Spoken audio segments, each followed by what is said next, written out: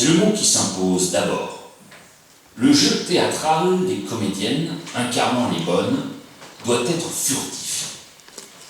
Les comédiennes retiennent leurs gestes, chacun étant comme suspendu ou cassé.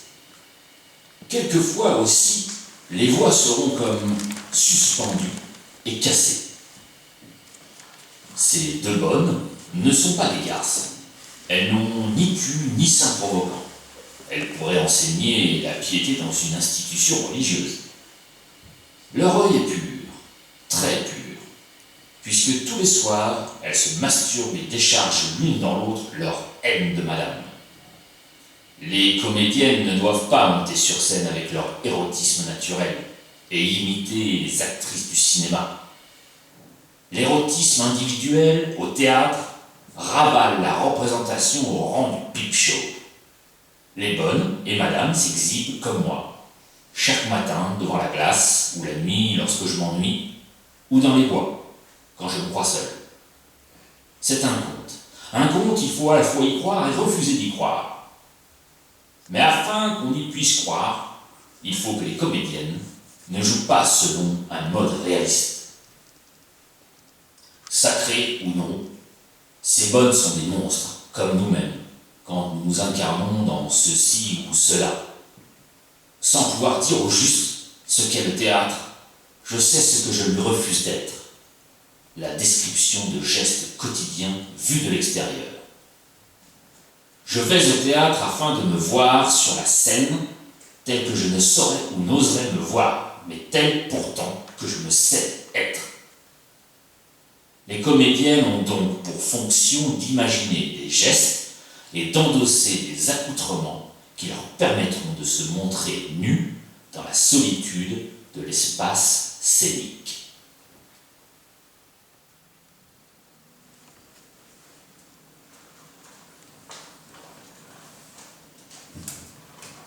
Et ces gants, ces éternels gants, je t'ai dit souvent de les laisser à la cuisine. C'est avec ça, sans doute, que tu espères séduire le laitier? Non, non, ne mens pas, c'est inutile. Branler au-dessus de l'évier. Quand comprendras-tu que cette chambre ne doit pas être souillée? Tout, mais tout ce qui vient de la cuisine est crachat. Sors et remporte tes crachats, mais cesse. Ne te gêne pas, fais ta biche, et surtout ne te presse pas, nous avons le temps. Sors.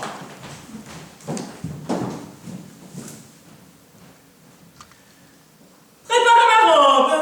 Vite, le temps presse. Vous n'êtes pas là? Claire! Claire! Que madame m'excuse, je préparais le tilleul de madame.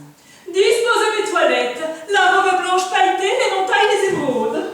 Tous les bijoux de madame. Sortez-les, je veux choisir.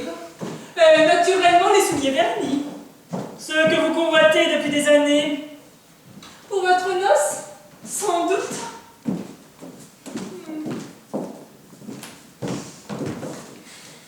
Avouez qu'il vous a séduite, que vous êtes grosse.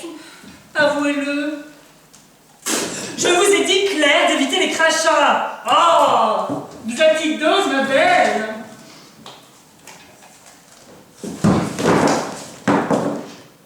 Pensez-vous qu'il me soit agréable de me savoir le pied enveloppé par les mains de votre salive? Je désire que madame soit belle. Vous me détestez, n'est-ce pas? Vous m'écrasez sous vos prévenances, sous votre humilité. C'est mortel. Je serai belle. Plus que vous ne le saurez jamais. Car ce n'est pas avec ce corps et cette face que vous séduirez un père. Ce jeune laitier ridicule vous méprise. Et si vous en engrossez...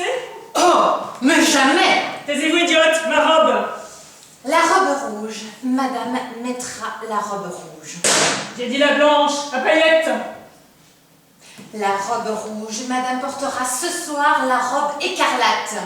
Ah, pourquoi? Il m'est impossible d'oublier la poitrine de madame sous le drapé écarlate. Quand Madame soupire et parle à monsieur de mon dévouement. Une toilette noire cernirait mieux votre veuvage. Comment? Dois-je préciser? Ah, tu veux parler? Parfait. Menace-moi, insulte ta maîtresse.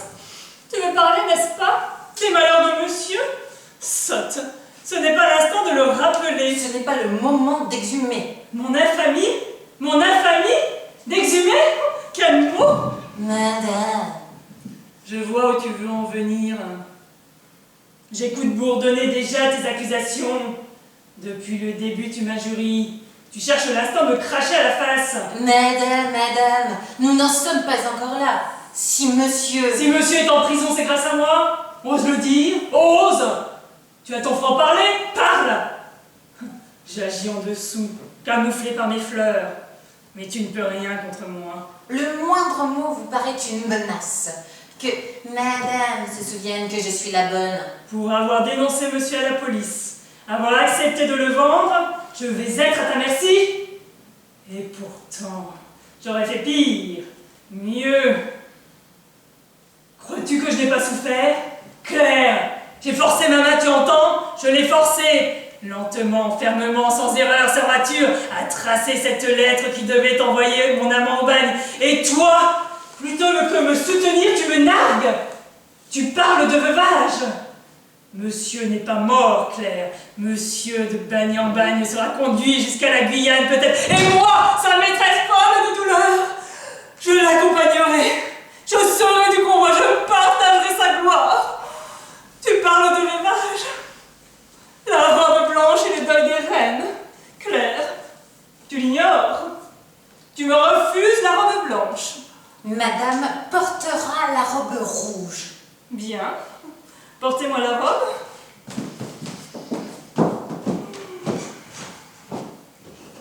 Je suis bien seule. Et sans amitié.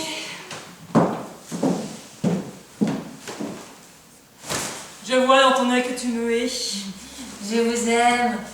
Comme on aime sa maîtresse, sans doute. Tu m'aimes et me respectes. Et tu attends mon héritage. Je ferai l'impossible.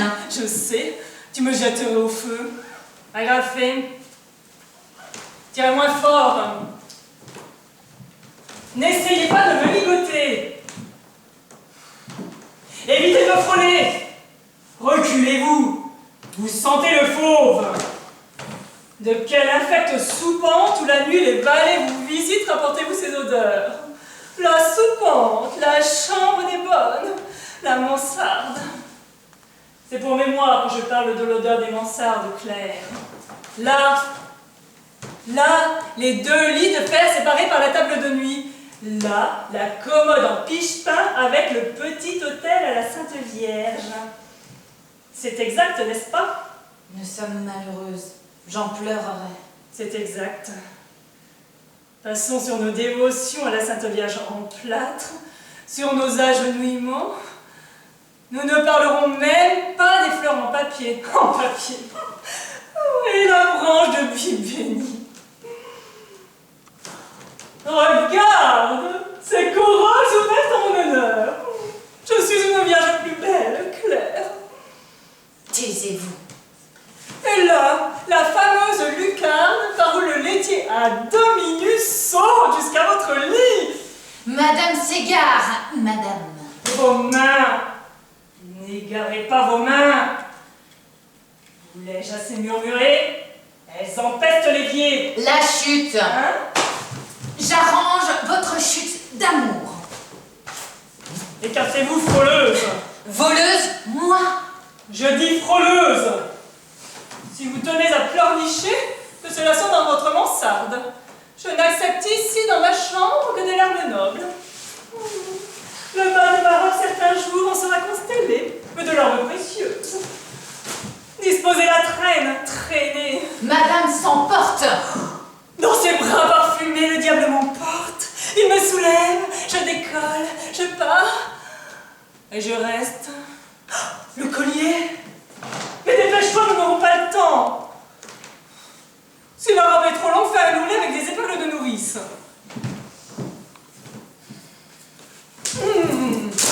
Tenez vos mains loin des miennes. Votre contact est immonde. Il ne faut Dépêchez-vous. pas exagérer. Vos yeux s'allument. Vous atteignez la rive. Vous dites? Les limites, les bornes.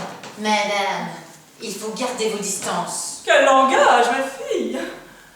Claire, tu te venges, n'est-ce pas?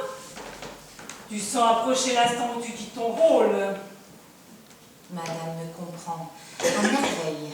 Madame me devine. Tu sens approcher l'instant où tu ne seras plus la bonne. Tu vas te venger. Tu t'apprêtes. Tu aiguises tes ongles. La haine te réveille. Claire, n'oublie pas. Claire, tu m'écoutes? Mais Claire, tu ne m'écoutes pas! Je vous écoute. Par moi seule la bonne existe, par mes cris et par mes gestes. Je vous écoute. C'est grâce à moi que tu es et tu me nargues. Tu ne peux savoir comme il est pénible d'être madame. Claire, il me suffirait de si peu, et tu n'existerais plus. Mais je suis bonne, mais je suis belle et je te défie. Mon désespoir d'amour m'en mérite encore. Votre amant. Ah, mon malheureux amant sert encore ma noblesse, ma fille. Je grandis davantage. Assez. Dépêchez-vous, vous êtes prête? Et toi? Je suis prête. J'en ai assez d'être un objet de dégoût. Moi aussi, je vous hais. Doucement, mon petit, doucement. Je vous hais. Je vous méprise. Vous ne m'intimidez plus. Réveillez le souvenir de votre amant, qu'il vous protège. Je vous hais. Je hais votre poitrine pleine de souffles embaumés, votre poitrine d'ivoire, vos cuisses d'or, vos pieds d'ambre. Oh, je vous hais. Oui, madame, ma belle madame. Vous croyez que tout vous sera permis jusqu'au bout? Vous croyez pouvoir dérober la beauté du ciel et m'en priver? Choisir vos parfums, vos poudres, vos rouges à ongles, la soie, le velours, la dentelle, et m'en priver? Et me prendre le laitier. Avouez le laitier, sa jeunesse, sa fraîcheur vous trouble, n'est-ce pas? Avouez le laitier, car selon je vous emmerde. Claire! Hein? Tu n'es pas Solange, tu es Claire. Ah oui, Claire. Claire est là, plus claire que jamais, lumineuse. Madame se croyait protégée par ses barricades de fleurs, sauvée par un exceptionnel destin, par le sacrifice. C'était compter sans la révolte des bonnes. La voici qui monte, madame. Elle va crever et dégonfler votre aventure.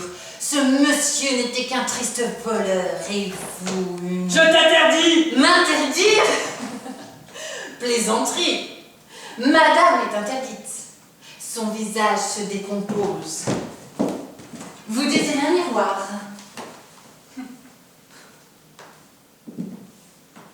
Je suis plus belle. Le danger m'auréole. Claire, et toi?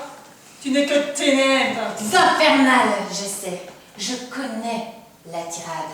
Je lis sur votre visage ce qu'il faut vous répondre et j'irai jusqu'au bout. Les deux bonnes sont là, les dévouées servantes. Devenez plus belles pour les mépriser. Nous ne vous craignons plus. Dans notre haine pour vous, nous prenons forme, madame. Ne riez pas, surtout ne riez pas de ma grandiloquence. Allez-vous-en. Pour vous servir encore, madame, je retourne à ma cuisine. J'y retrouve mes gants et l'odeur de mes dents, le rot silencieux d'Olivier. Vous avez vos fleurs, j'ai mon évier. Je suis la bonne. Vous, au moins, vous ne pouvez pas me souiller, mais vous ne l'emporterez pas en paradis. J'aimerais mieux vous y suivre que de lâcher ma haine à la porte. Bas les pattes et découvrez ce coup fragile. Allez, ne tremblez pas, ne frissonnez pas. J'opère vite et en silence. Oui, je retourne à ma cuisine, mais avant, je termine ma besogne.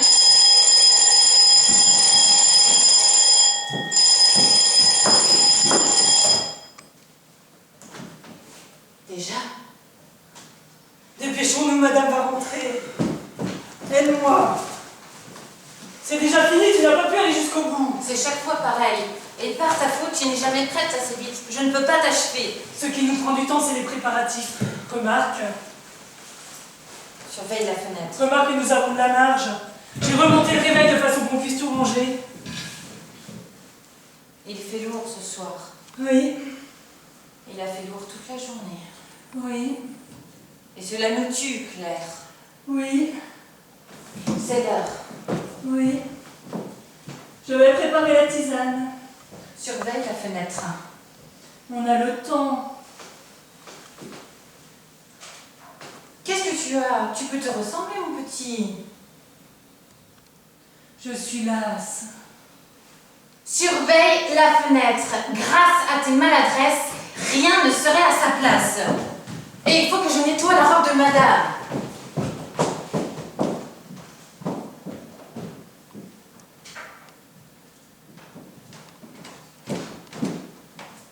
Claire, redeviens ma sœur, reprends ton visage. Allons. Redeviens ma sœur. Je suis lasse. La lumière m'assomme. Tu crois que les gens d'en face? Qu'est-ce que cela peut nous faire? Tu ne voudrais pas qu'on s'organise? Qu'on s'organise dans le noir? Ferme les yeux. Ferme les yeux, Claire. Repose-toi. Oh, quand je dis que je suis lasse, c'est une façon de parler. N'en profite pas pour me plaindre. Ne cherche pas à me dominer. Je voudrais que tu te reposes. C'est surtout quand tu te reposes que tu m'aides. Je te comprends. Ne t'explique pas. Si, je m'expliquerai. C'est toi qui as commencé. Et d'abord, en faisant allusion au laitier. Tu crois que je ne t'ai pas deviné? Si Albert... Oh!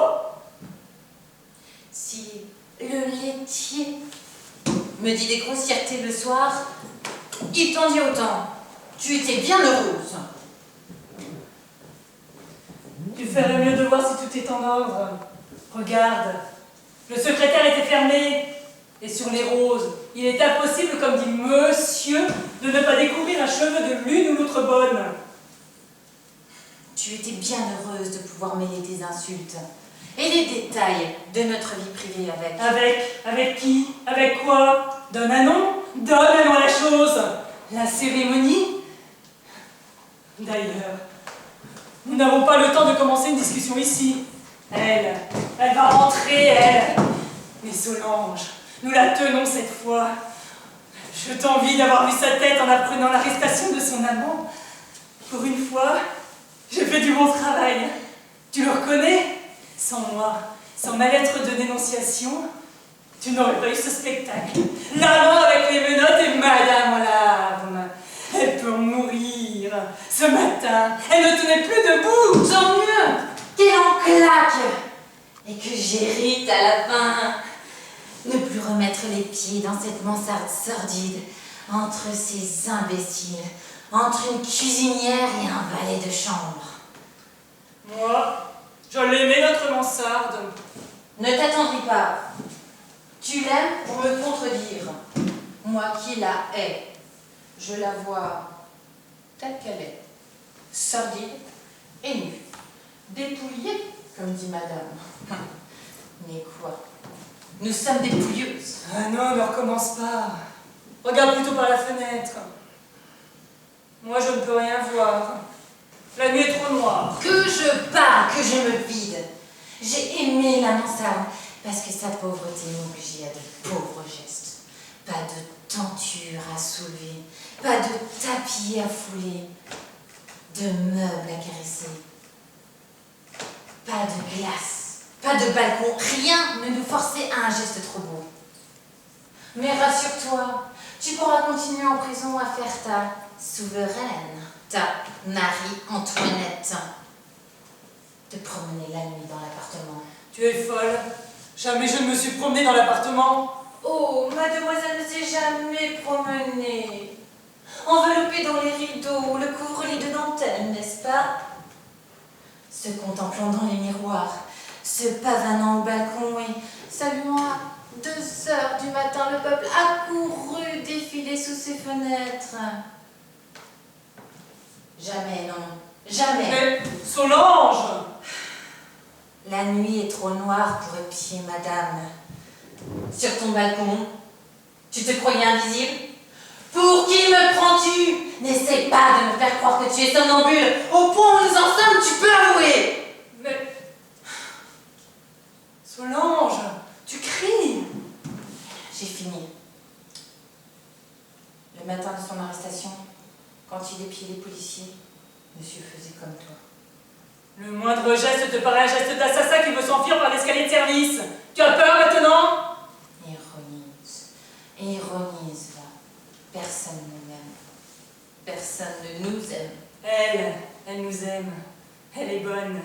Madame est bonne. Madame nous adore. Elle nous aime comme ses fauteuils, et encore, comme la faïence rose de ses latrines, comme son bidet. Mais nous ne pouvons pas nous aimer. La crasse n'aime pas la crasse. Et tu crois que je vais en prendre mon parti? Continuer le jeu et le soir rentrer dans mon lit cage? Pourrons-nous même le continuer le jeu? Et moi, si je n'ai plus à cracher sur quelqu'un qui m'appelle Claire, mes crachats vont m'étouffer. Manger de salive, c'est mon écrin de diamant. Parle plus doucement, je t'en prie. Parle de la bonté de madame. Sa bonté. C'est facile d'être bonne et souriante et douce quand on est belle et riche. Mais être bonne quand on est une bonne, on se contente de parader pendant qu'on fait le ménage ou la vaisselle. On brandit un plumeau comme un éventail. On a des gestes élégants avec la serpillière. Ou bien on va comme toi, la nuit, s'offrir le luxe d'un défilé historique dans les appartements de madame. Solange, encore? Tu cherches quoi? Tu crois que tes accusations vont nous calmer? Sur ton compte, je pourrais en raconter de plus belles. Toi? Toi? Parfaitement, si je voulais. Parce qu'enfin, après tout... Après tout, qu'est-ce que tu insinues? Claire, c'est toi qui as parlé de cet homme. Je te hais. Et je te le rends! Mais je n'irai pas chercher le prétexte d'un laitier pour te menacer. De nous deux, qui menace l'autre, hein? Tu hésites. Et c'est d'abord, tire la première. C'est toi qui recules, Solange. Tu n'oses pas m'accuser du plus grave. Mes lettres à la police. La mansarde a été submergée sur les essais d'écriture, sous des pages et des pages. J'ai inventé les pires histoires et les plus belles dont tu profitais. Hier soir, quand tu faisais madame dans la robe blanche, tu jubilais, tu te voyais déjà montant en cachette sur le bateau des déportés sur la Martinière. Tu accompagnais monsieur, ton amant, tu fuyais la France, tu partais pour l'île du diable, pour la Guyane avec lui. Un beau rêve.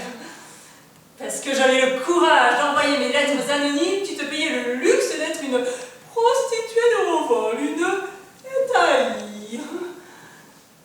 Tu étais heureuse de ton sacrifice, de lui essuyer le visage, de le soutenir, de te livrer à la chiourme pour que lui soit accordé un léger soulagement. Mais toi, tout à l'heure, quand tu parlais de le suivre... Je ne le nie pas. J'ai repris l'histoire où tu l'avais laissée, mais avec moins de violence que toi. Dans la mansarde, déjà, au milieu des lettres, le tangage te faisait chalouper. Tu ne te voyais pas. Oh, si. Je peux me regarder dans ton visage et voir les ravages qui fait notre victime. Monsieur est maintenant derrière les verrous. Réjouissons-nous. Au moins nous éviterons ces moqueries. Et tu seras plus à ton aise. Pour te prélasser sur sa poitrine, tu inventeras mieux son torse et ses jambes. Tu épieras sa démarche. Le tangage te faisait chalouper. Déjà, tu t'abandonnais à lui, on risque de nous perdre. Comment? Je précise. Perdre. Pour écrire mes lettres de dénonciation, il me fallait des faits, citer des dates. Et comment m'y prendre, hein? Souviens-toi. Ma chère, votre confusion rose est ravissante. Tu as honte. Tu étais là pourtant. J'ai fouillé dans les papiers de madame et j'ai découvert la fameuse correspondance. Et après? Oh, mais tu m'agaces à la fin. Après, eh bien après, tu as voulu conserver les lettres de monsieur. Et hier soir, encore, dans la mansarde, il restait une carte de monsieur adressée à madame. Je l'ai découverte. Dans mes affaires? Toi? C'est mon devoir. À mon tour de m'étonner de tes scrupules. Je suis prudente, pas scrupuleuse. Quand je risquais tout, en m'agenouillant sur le tapis, pour forcer le secrétaire, pour façonner une histoire avec des matériaux exacts, toi, enivré par l'espoir d'un amant criminel, coupable et panique, tu m'abandonnais. J'avais placé un miroir de façon à voir l'angle porte d'entrée. Je faisais le guet.